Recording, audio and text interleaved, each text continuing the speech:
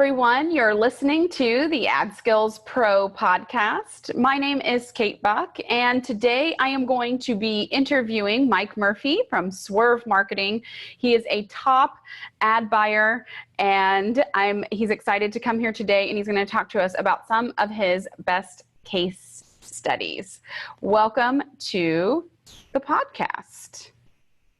Thanks, Kate. Glad to be here.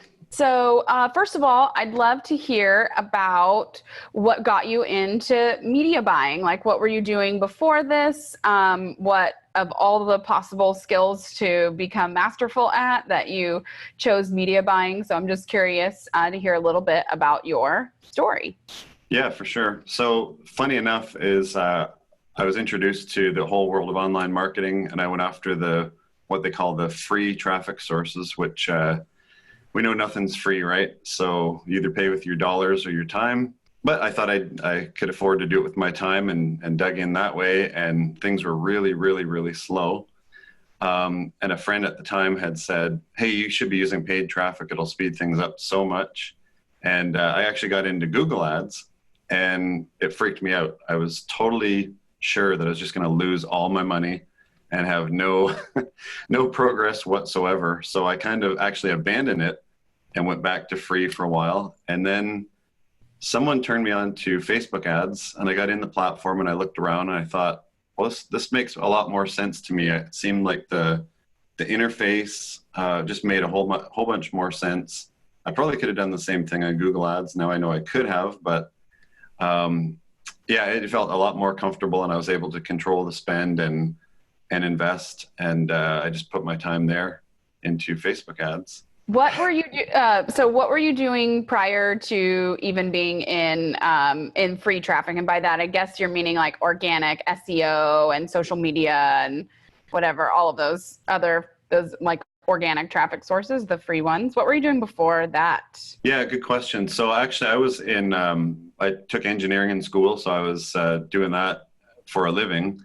And then I just discovered online marketing kind of on the side. That became my side hustle. And I was doing things like writing tons and tons of articles, spinning them with, the spammy, crappy article spinners back in the day, building link wheels, writing for every single site that would have me and a whole bunch that wouldn't.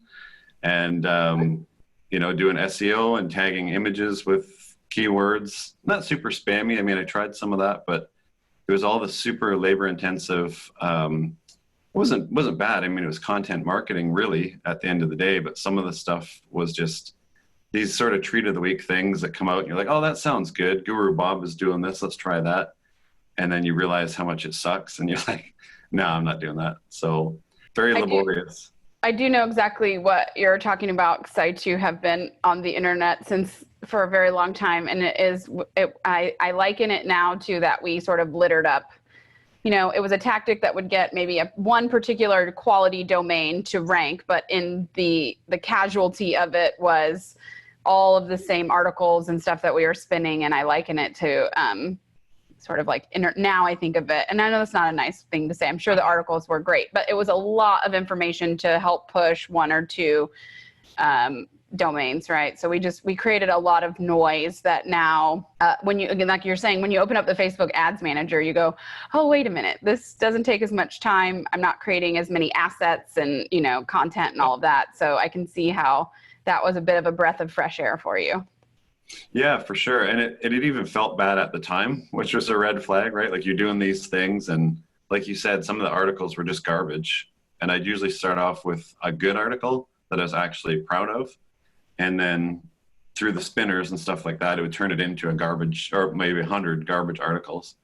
And then we'd create just link wheel sites where we're, keyword-based websites or one or two pages, and get those indexed. And you knew it was wrong. You knew it wasn't going to last. And then, the different Google updates, like, all the animal names, panda and this and that, would come along and slap your stuff down. It's like, great, that was all for nothing.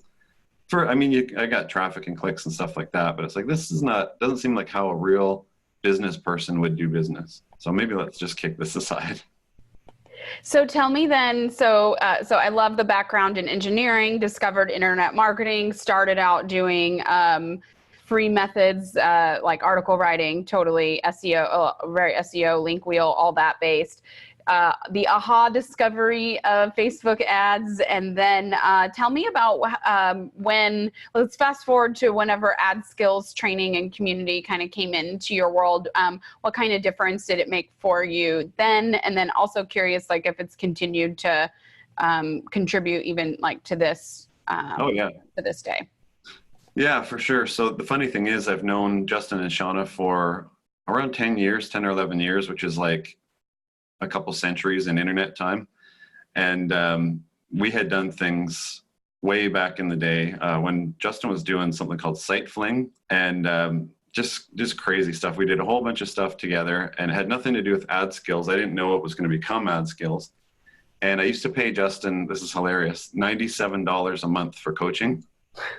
And we went along so far, and then we're just, hanging out, and it turned into like, well, we're not even really, it's still coaching, but we're just kind of hanging out. So I just stopped paying him, right?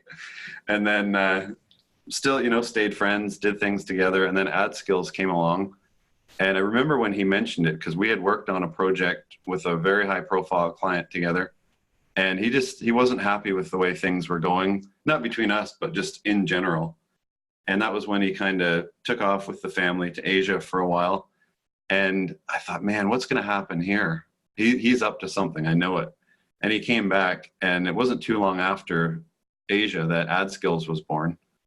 And I'm not sure if I was the first customer, but I was real close, and got right in there because I say he, now it's a whole different story. It's the team, and we'll get to that in a sec. But at the time, it was him and Shauna. And I just knew they were going to create great things.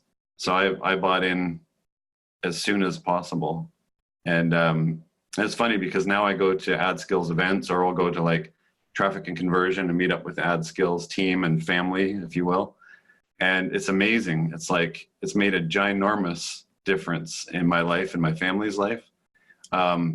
Because I was done with jobs ages ago, sort of like pre-AdSkills days. But then once AdSkills came along, like if you talk ROI, I was thinking about this before we got on the call, the amount of money that maybe I shouldn't even say this, but the amount of money that I've paid into AdSkills and what I've pulled out is ridiculously not proportionate.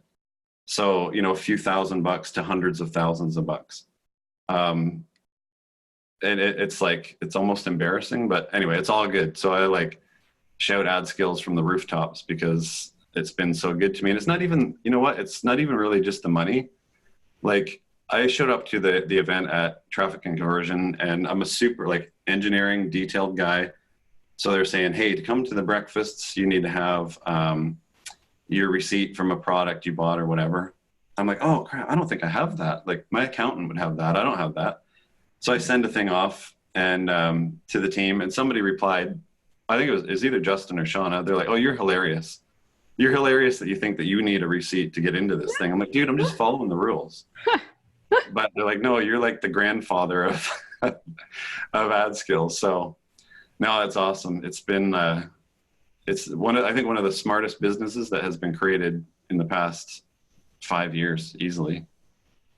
I love that. And I hear from people, it's not just the training and the knowledge that's in the courses that you can apply, but when they came out with the Pro League and the Slack group, that like the amount of expertise that's in that group. And I think about the cumulative like years of experience and whatever the cumulative a lifetime ad spend of the marketers that are in Pro League. And not just that, but it is an actual community. So people share and give you, somebody asks a question and 10 people will respond with, really high quality answers. Like you just don't get that kind of like community and expertise, level of expertise just anywhere. It's phenomenal. Yeah, it's the best. I mean, if you're a media buyer or considering being a media buyer and not in AdSkills, big mistake. It's just where I'm super biased, but I think it's where the brightest and the best are hanging out. and me. So super I fun. love it. I love it. So tell me a little bit, let's talk about you for a little while and those results that you have been able to create because of this awesome community and training, and also for your own creativity and perseverance in implementing what you learned. So I guess that you spend a little bit of time in Facebook ads. A little bit. And you want to share about some of those, tell us some of those, maybe like a winning campaign, or a little bit about your philosophy and approach, that sort of stuff? Yeah, so it's funny because there's one campaign I've mentioned it over and over and over. It's not even really a campaign, it's a client that went for years with us. And the engineering background and the courses inside of AdSkills, I love systems and processes. I don't want to say that I'm lazy. I'm not lazy, but I hate to waste time. And there's 1,000 other things I'd rather be doing than clicking on Facebook ads. So the whole beauty of any digital ad, right, is that we can go build it. It can run off and do its job while we're at the park with our kids or over here doing something else. And that's the world that I bought into and now usually get to live when I'm not breaking my own rules and working too hard. But taking those systems and bringing them into, how clients' things are set up, what'll happen is folks will come to us almost always from a different agency, or they've tried it themselves and it sucked, right? They're like, I hate this. I don't want to do this. I don't know how anybody does this. And then we get in and we look in their ads. It's like, okay, yeah, well, what would you do if you're setting up a new campaign for X, Y, Z? And they're like, well, and they don't know, right? And it's like, oh, well, we have the 5x3 that we follow, and then we have the avatar and the empathy map and all these things that are just like AdSkills things that were developed. And then it's fun to take those things, and I've taken the AdSkills stuff and blended them into my own versions, right? Like a lot of us in AdSkills have. But a campaign that sticks out, and it was funny because this whole, not just blasting out and asking people to buy your stuff, people still ask us to do that all the time. And sometimes it works, most times it doesn't. But I always have had this, theory or thought that everybody on the internet, like every one of those clicks and impressions, that's a person. And that's funny because sometimes it's a bot, but let's not go there. Let's just say the ones that are people, they have hopes, goals, dreams, things they want to achieve. And I take them super, super seriously. I'm like, I don't want to waste people's time, or I want to create ads that actually people receive. And they're like, oh, cool. Yeah, I'm interested in that. It gets everybody paid, which is cool, but it's also not annoying. So my friends that aren't into advertising, they'll say, oh, you're the guy that's blocking up my newsfeed with ads. I'm like, no, I'm the one putting the good ads in your newsfeed that you actually care about. And given what clients we have, you're probably not even being targeted. But one client in specific, I was in a mastermind with her, a high-level mastermind, and she, like, just amazing person, right? She had this giant personality, big following, very popular lady. And she chased me down at the mastermind. She's like, hey, because I was running the ads for the leader of the mastermind, who's like a intermediate guru, if you will. She's like, you got to run my ads. I want you to run my ads. And so we took her on, and again, broke all the rules. Like, she said, I just want to do this for a month, which we never do. I'm like, all right, whatever. We'll break that rule too. And got her in, and it was like just a landslide success where anything I said, like, hey, I believe that you should try this, done. She'd just go and get it done. Here's the asset. Here's the video. Here's the Facebook Live. She was like on fire with that stuff. Didn't second guess a single thing. And then she worked on an open cart, closed cart model where it was like, I didn't even have to teach her my model. That's just kind of what she already followed, which was like, you build up anticipation through engagement and awareness ads, get the people to know, like, and trust you. Heaven forbid you serve them before you ask them for an opt-in or a payment, right? And then when it comes time to pay, you just say, hey, I got this thing for you. You seem really interested. Do you want to give it a try? And they're like, yeah. And they just buy, right? So she would have, I won't go over the whole thing, but we would just repeat these different launches. And the one most recent was like $27,000 ad spend and almost $700,000 profit. So just a huge, huge return, thousands of new customers, new opt-ins like crazy. And I'm like, I don't know why everybody doesn't just advertise like this. So I basically took our experience with her, turned it into a whole separate course that I'm launching in beta coming up. So really, really fun. On that particular expert, I'm curious, that product launch.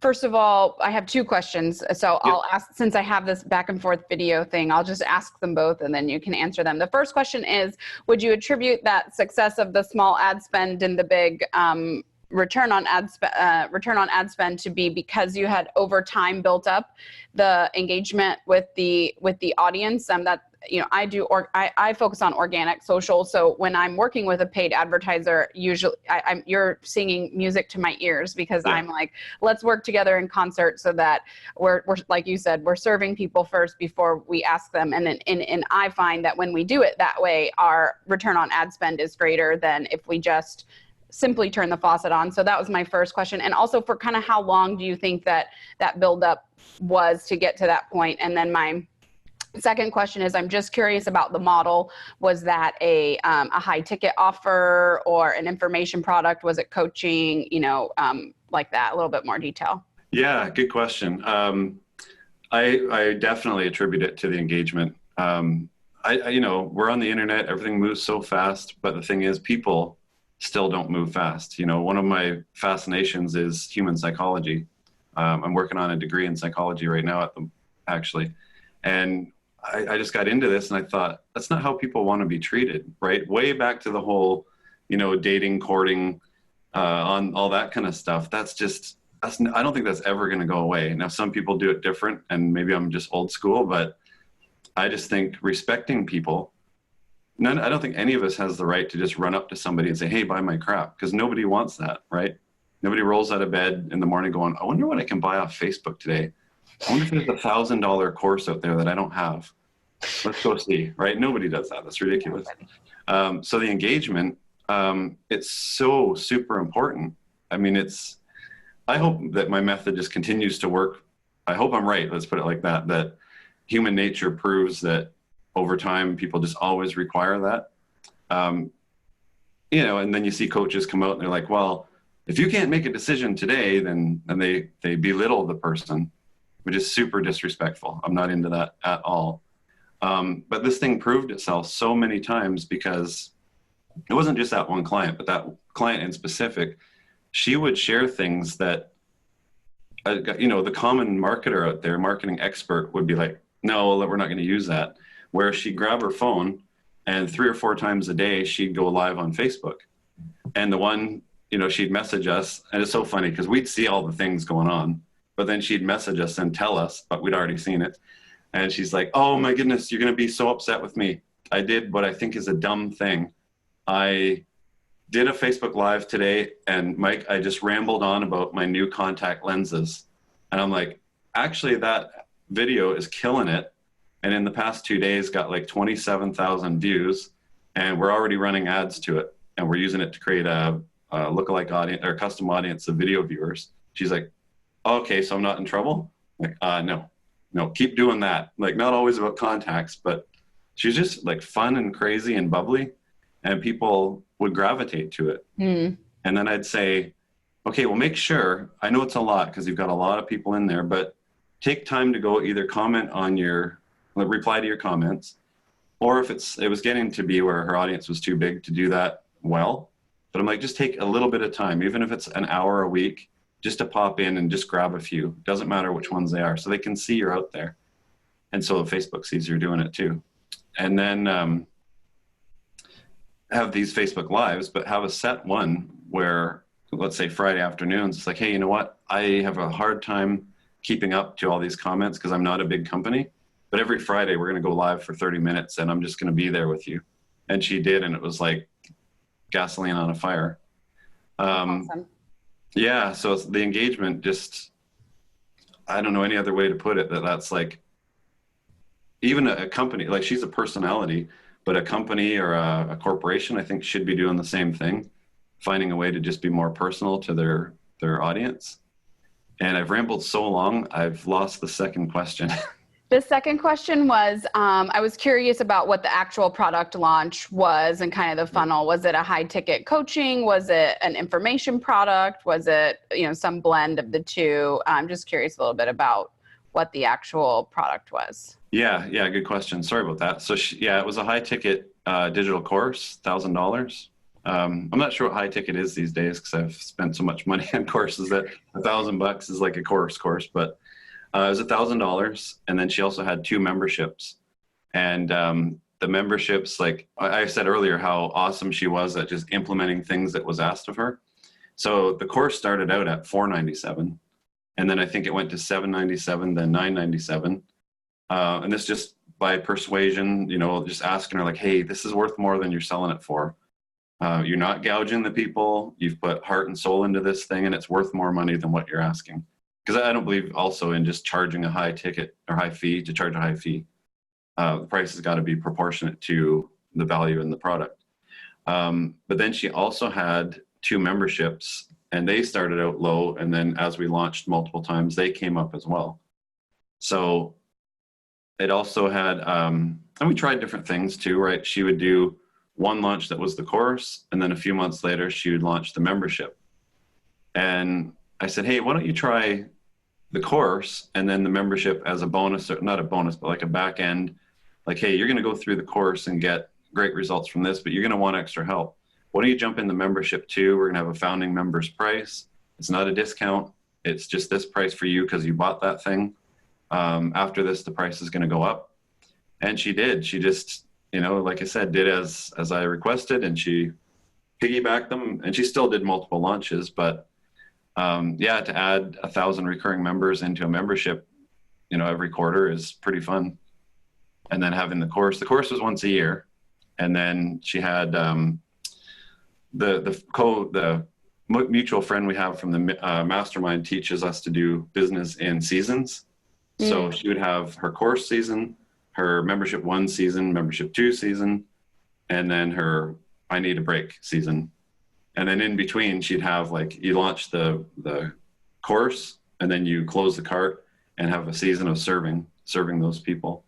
And then the same with each membership. It's a good model. Justin and I go back and forth on the whole open cart, close cart thing, but and not burnout and all that. But there's good ways to do it, and it worked out really well. She's got a super sweet little multiple 7-figure business that isn't super stressful, and she doesn't have a giant staff. And it's one of the best businesses, in my opinion, that I've seen that I like. Yeah. That's awesome. So is this the type of client that you like to work with? And I'm also curious, so I'd like to hear a little bit about that type of client that might be listening, that knows that you're a fit for them, and that they're a fit for you, I guess. And also how they can, what's the best way, Mike, for people to reach out to you? Yeah, so that is the best. It's funny because in AdSkills all the time, I think one of the number 1 topics, I haven't gone and searched this, but I bet it's one of the number 1 is the ideal client, right? And the ideal client in my mind, like you asked about what's your niche at the start, anybody with a converting offer. And I know that's a horrible answer, but it's an honest and accurate answer.